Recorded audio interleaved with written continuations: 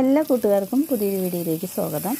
ഇന്ന് ഞാൻ ഉരുളക്കിഴങ്ങും തക്കാളിയും അതുപോലെ മുരിങ്ങക്കോലും കൂടി ഇട്ടിട്ടുള്ളൊരു നാടൻ ഒഴിച്ചുകൂട്ടാൻ്റെ റെസിപ്പിയാണ് ചെയ്യുന്നത്. വീഡിയോ കണ്ടിട്ട് ഇഷ്ടപ്പെടുവാണെങ്കിൽ മറക്കാതെ എല്ലാവരും ഒന്ന് ലൈക്കും കൂടി ചെയ്തേക്കണേ. അപ്പോൾ നമുക്ക് ഇതെങ്ങനെയാണ് തയ്യാറാക്കിയെടുക്കാമെന്ന് നോക്കാം.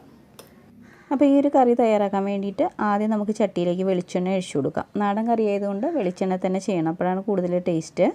ഇനി നമുക്കിതിലേക്ക് മീഡിയം സൈസിലുള്ളൊരു സവാള അരിഞ്ഞത് ഇട്ട് കൊടുക്കാം. അതിൻ്റെ കൂടെ തന്നെ ഒരു 3 പച്ചമുളക് അരിഞ്ഞതും കൂടെ ചേർത്ത് കൊടുക്കാം. അപ്പോൾ ഈ ഒരു കറിയിൽ നമ്മൾ എരിവിനായിട്ട് പച്ചമുളക് മാത്രമേ ചേർത്ത് കൊടുക്കുന്നുള്ളൂ. അപ്പോൾ കൂടുതൽ എരിവ് വേണ്ടുന്നവർ പച്ചമുളകിൻ്റെ എണ്ണ ഒന്ന് കൂട്ടി കൊടുത്താൽ മതി. ഇനി നമുക്കിതൊന്ന് വഴറ്റിയെടുക്കാം. ഇതിനി ഒന്ന് വഴന്ന് വരുമ്പോഴേക്കും ഇതിലേക്ക് അത്യാവശ്യം വലിപ്പമുള്ള ഒരു തക്കാളിയും അതിൻ്റെ കൂടെ ഒരു 2 മുരിങ്ങക്കോൽ ഇതുപോലെ പീസാക്കിയതും കൂടെ ചേർത്ത് കൊടുക്കാം. ഇനി നമുക്കിതിലേക്ക് ആവശ്യത്തിന് ഉപ്പിട്ട് കൊടുക്കാം. അതിൻ്റെ കൂടെ ഒരു 1/4 ടീസ്പൂൺ മഞ്ഞൾ പൊടിയും കൂടെ ചേർത്ത് കൊടുക്കാം. ഇനി നമുക്കിതെല്ലാം കൂടെ ഒരു 2-3 മിനിറ്റ് നന്നായിട്ടൊന്ന് വഴറ്റിയെടുക്കാം. അതിന് ശേഷം നമുക്കിതിലേക്ക് ഉരുളക്കിഴങ്ങ് ഇട്ട് കൊടുക്കാം. അപ്പോൾ ഞാൻ മീഡിയം സൈസിലുള്ള ഒരു 3 ഉരുളക്കിഴങ്ങാണ് ഇതിലേക്ക് ചേർത്ത് കൊടുക്കുന്നത്. ഇനി നമുക്കിതെല്ലാം കൂടെ നന്നായിട്ടൊന്ന് മിക്സാക്കി എടുക്കാം. അതിന് ശേഷം ഇത് വേവാൻ ആവശ്യമായിട്ടുള്ള വെള്ളം ഇതിലേക്ക് ചേർത്ത് കൊടുക്കാം. ഇനി നമുക്കിതിലേക്ക് കുറച്ച് കറിവേപ്പില ഇട്ട് കൊടുക്കാം. അപ്പോൾ ഞാൻ ഉപ്പ് ചെക്ക് ചെയ്തപ്പോൾ കുറച്ച് ഉപ്പിൻ്റെ കുറവുണ്ട്. അപ്പോൾ നമുക്ക് കുറച്ചുകൂടെ ഉപ്പും കൂടെ ചേർത്ത് കൊടുക്കാം. എന്നിട്ട് നന്നായിട്ടൊന്ന് മിക്സാക്കി കൊടുക്കാം. ഇതിന് നമുക്ക് അടച്ച് വെച്ചിട്ടൊന്ന് വേവിച്ചെടുക്കാം. അപ്പോൾ ഈ സമയം കൊണ്ട് നമുക്കിതിലേക്കൊരു അരപ്പ് തയ്യാറാക്കണം. അപ്പോൾ അരപ്പ് തയ്യാറാക്കാൻ വേണ്ടിയിട്ട് മീഡിയം സൈസിലുള്ള ഒരു തേങ്ങയുടെ ഒരു പകുതി ഭാഗം ഞാൻ ചിരകിയെടുത്തിട്ടുണ്ട്. പിന്നെ ഇതിലേക്കൊരു 4 ചെറിയുള്ളി വേണം. അതുപോലെ ഒരു 1/2 ടീസ്പൂൺ ചെറിയ ജീരകം, അതായത് നല്ല ജീരകം, പിന്നെ ഒരു 1/4 ടീസ്പൂൺ മഞ്ഞൾപ്പൊടി, 2 വെളുത്തുള്ളി, ഇത്രയും എടുത്തിട്ടുണ്ട്. ഇനി നമുക്കിതെല്ലാം കൂടെ നല്ല പേസ്റ്റായിട്ടൊന്ന് അരച്ചെടുത്തിട്ട് വരാം. അപ്പോൾ ഞാൻ ഇതിപ്പോൾ നന്നായിട്ട് അരച്ചെടുത്തിട്ടുണ്ട്. ഇതിനി നമുക്കിവിടെ മാറ്റി വയ്ക്കാം. ഇനി നമ്മുടെ കറി എന്തായെന്നൊന്ന് ചെക്ക് ചെയ്ത് നോക്കാം. അപ്പോൾ നമ്മുടെ മുരിങ്ങക്കോലും അതുപോലെ ഉരുളക്കിഴങ്ങൊക്കെ നന്നായിട്ട് വെന്ത് കിട്ടിയിട്ടുണ്ട്.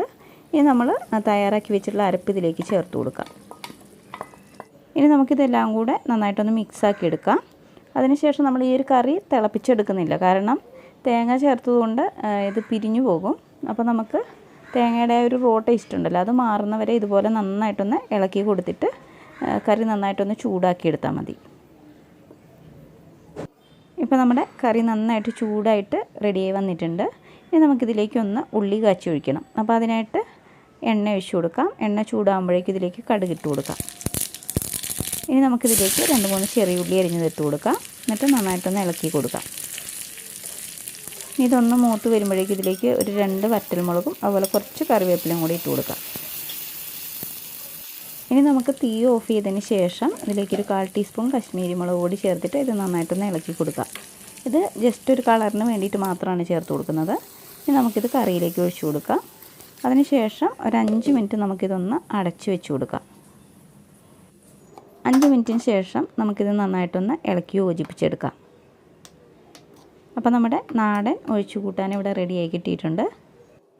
അപ്പോൾ ഈ ഒരു കറി നമുക്ക് ഉണ്ടാക്കാൻ വളരെ ഈസിയാണ്, അതുപോലെ നല്ല ടേസ്റ്റും ഉണ്ട്. അപ്പോൾ എല്ലാവരും തീർച്ചയായിട്ടും ഒന്ന് ട്രൈ ചെയ്ത് നോക്കുക. വീഡിയോ ഇഷ്ടപ്പെട്ടിട്ടുണ്ടെങ്കിൽ മറക്കാതെ എല്ലാവരും ഒന്ന് ലൈക്ക് ചെയ്യുക. അതുപോലെ ആദ്യമായിട്ട് എൻ്റെ ചാനൽ കാണുന്ന കൂട്ടുകാരുണ്ടെങ്കിൽ ഒന്ന് സബ്സ്ക്രൈബും കൂടെ ചെയ്തിട്ട് സപ്പോർട്ട് ചെയ്യണേ. അപ്പോൾ അടുത്ത നല്ലൊരു വീഡിയോയുമായി കാണുന്നവരെ ബായ്.